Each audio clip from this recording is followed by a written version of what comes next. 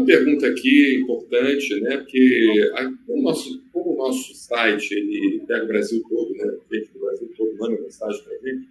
Eu peguei as perguntas mais complexas, não aquelas mais simples, né? Mas as mais complexas, porque nós estamos com o professor Benoit Tano, que é um expoente na alergia nos Estados Unidos. E essa pergunta é bem interessante. O corticoide é usado como primeira linha de tratamento para a necrólise epidérmica tóxica na síndrome de Stevens-Johnson. Isso deve ter sido algum médico, alguém da área de saúde, porque um paciente não vai fazer uma pergunta dessa, né? A gente também recebe muitas perguntas de médicos, profissionais de saúde, enfermeiros e tudo mais. Professor Tano, please go ahead. Yeah, so this is an interesting question, whether we should use a corticosteroid or steroid in toxic epidermal necrolysis or Stevens-Johnson syndrome. And what do we think? Well, first of all, when you have toxic epidermal necrolysis or Stevens-Johnson syndrome, SJS, that most of the time is due to medication that we give to the patients. And there are certain medications that are notorious for causing these two conditions. Number one, what is the difference between what we call TEN, toxic epidermal necrolysis, and SJS, Stevens-Johnson syndrome? Well, the difference is that TEN is more severe. They look alike, but TEN is more severe with the peeling of the skin, redness, lesions all over the place. I mean, it could be really nasty looking.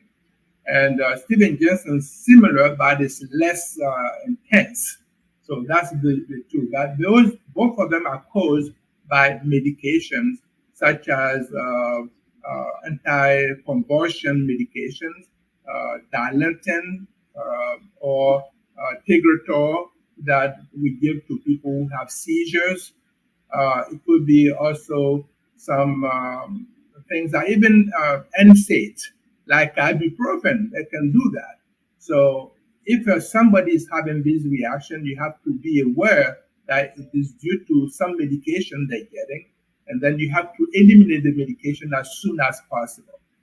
Now, most of the time, the condition is so severe, the patient has to be hospitalized.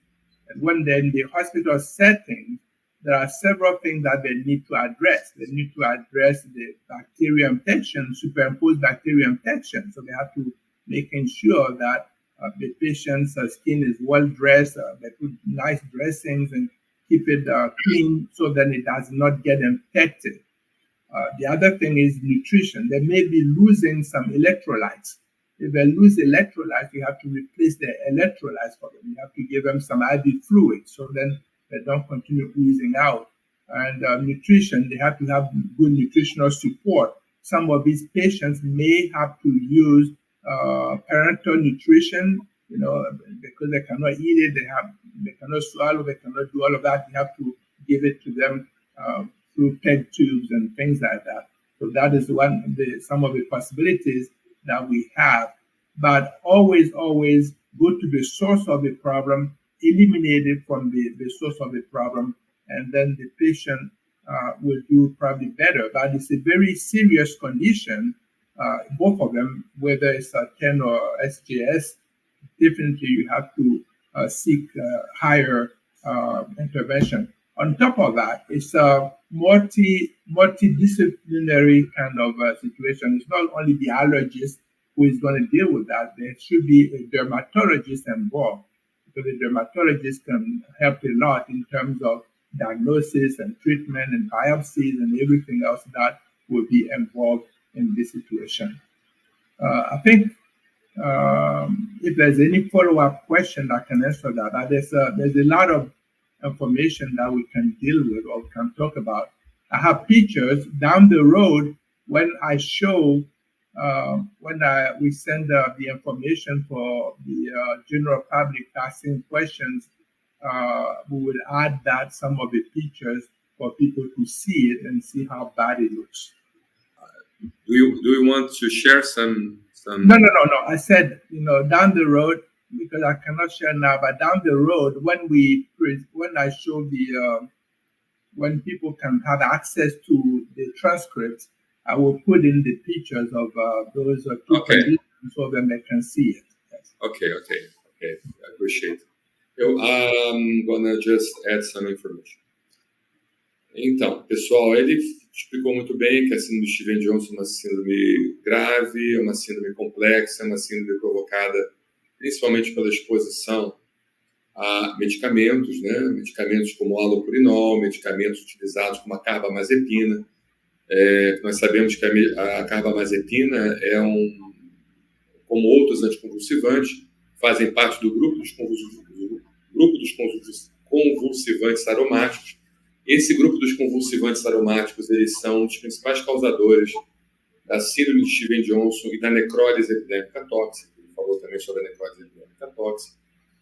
E, de certa forma, o primeiro tratamento, né, antes de iniciar qualquer outro tipo de situação, é a suspensão do remédio, a identificação da medicação e a suspensão do remédio, porque se não houver a suspensão do remédio, não adianta fazer muita coisa, porque a reação inflamatória ela continua acontecendo. A diferença, como ele mesmo explicou, entre a necrólise epidérmica tóxica e a síndrome de Stevens-Johnson, é que a síndrome de Stevens-Johnson é mais leve, né? Ou seja, ela comete só 10% da superfície corporal. E a necrólise epidérmica tóxica, ela comete acima de 30% da superfície corporal. Então, o paciente que começa Stevens-Johnson, ele tem uma chance maior de sair do quadro clínico e, de certa forma, se recuperar mais rápido. Enquanto a necrólise epidérmica tóxica já pega mais de 30% da superfície corporal, e nós sabemos que essas duas acomeções, esses dois problemas, eles são tratados como se fossem queimados graves, são queimaduras imunológicas. Então, é uma coisa muito séria que precisa, como o mesmo professor falou, precisa de um atendimento de unidade de terapia intensiva, onde o paciente seja abordado adequadamente. Em relação específica ao uso do corticoide, hoje, cada dia mais está sendo descontinuado o uso da prednisolona como terapêutica primária para o tratamento de Stevens-Johnson e da necrose epidérmica tóxica, até porque a mortalidade aumenta muito com a utilização da prednisolona. Quanto mais tempo você demorar a utilização desse tipo de medicamento, maior chance terá o paciente de desenvolver infecções oportunistas. Então, o que é feito hoje, basicamente, é uma terapia tripla. Tá? É a utilização da ciclosporina, imunossupressão com a ciclosporina, a utilização do anticorpo monoclonal, o anti-TNF1, e também a utilização de imunoglobulina, né? Porque a imunoglobulina ela evita a destruição do queratinócito, ela evita a destruição da pele, e ela vai justamente fazer com que haja um freio dessa destruição, diminuindo então as lesões, aquelas lesões bolhosas, horrorosas, que de certa forma acometem o paciente com Stevens-Johnson, acometem a mucosa, acometem a PGG. Ok, meus amigos. I will add some more things. For instance, people who have HIV and they're using one of the HIV medication called vermelho, actually that could cause any of those two conditions. So that is something to watch out for. Now, whether we should use corticosteroid or not, this is actually controversial. Some studies say, yeah, we can. Some people say, no, we can't.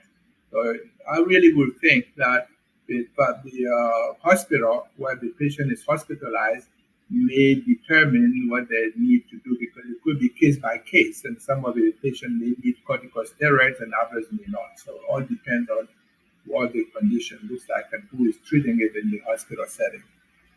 Very good, very good, very good. Remember about that, about the HIV condition. Very good. I will explain for subscribers, or followers. Então, ele falou uma coisa muito importante, principalmente aqueles que têm HIV, né, se por acaso você tem HIV, de certa forma, você faz uso do coquetel, o uso desse coquetel, ele também pode induzir a síndrome de Stevens-Johnson e necrose epidérmica tóxica, por causa de uma situação bastante peculiar. Primeiro, a polifarmacia, a quantidade de remédios que você usa. Então, quanto mais remédios você usar, maior a chance você tem do seu fígado não conseguir metabolizar adequadamente aquelas medicações. Por isso que um paciente com HIV é um paciente que precisa ter uma vida muito saudável, precisa poupar seu fígado. Não deve beber, não deve comer bebidas gordurosas, deve praticar atividades físicas, ou seja, o fígado precisa ser poupado, porque é o fígado que vai metabolizar aquele medicamento e vai fazer com que o rim ele consiga eliminar aquele medicamento.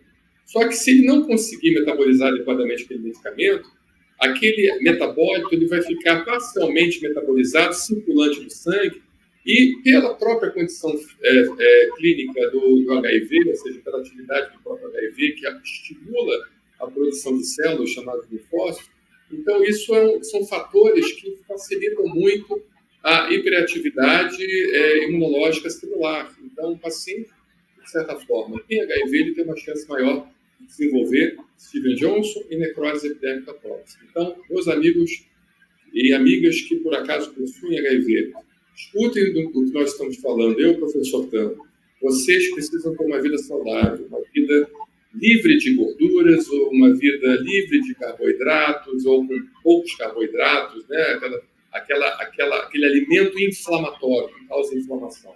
E vocês precisam praticar atividade física e ter seu fígado bonitinho lá, sem problemas adicionais, né? E também se vacinarem do maior número de vacinas para que vocês não peguem infecções, e essas infecções, junto com o vírus do HIV, elas ativam o seu sistema imunológico para vocês desenvolverem uma doença muito grave, como é a síndrome de Stevens-Johnson, que é a necrose epidérmica tóxica, até porque vocês não podem ficar sem esse documento. Thank you, Professor, for adding such information. Yeah, Professor. Yeah.